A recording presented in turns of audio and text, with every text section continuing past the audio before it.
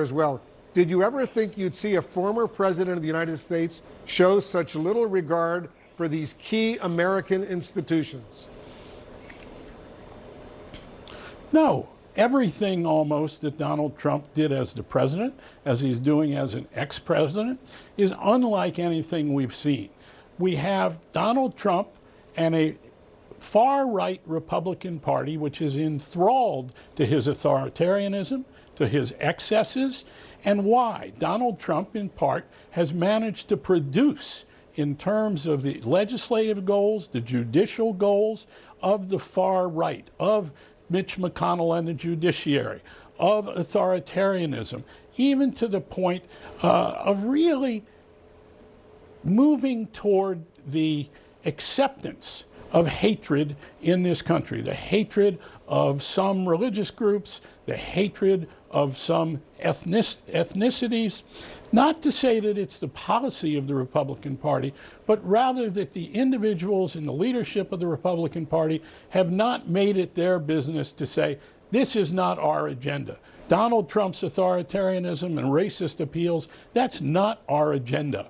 We haven't had that. And I think one of the things that's happened has to do with journalism, has to do with our reporting. I don't know of many reporters on Capitol Hill, many national reporters understand from their sources, who are assistants and staff of most of the leaders of the Republican Party on the Hill, in the Senate, a great number of House members.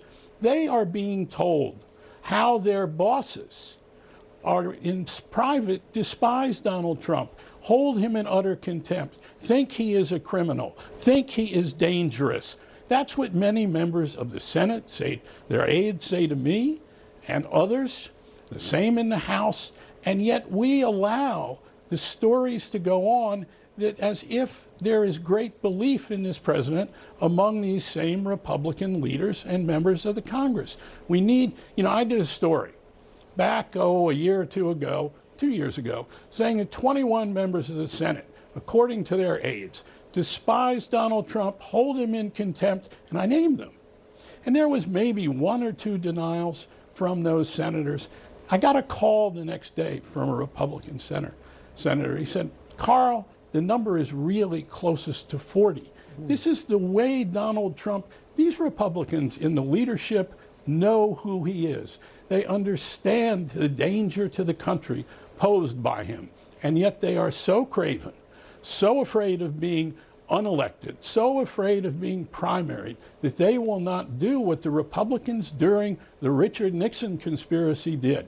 Get up and say, we cannot have criminality in our president, former president, and he must be held accountable.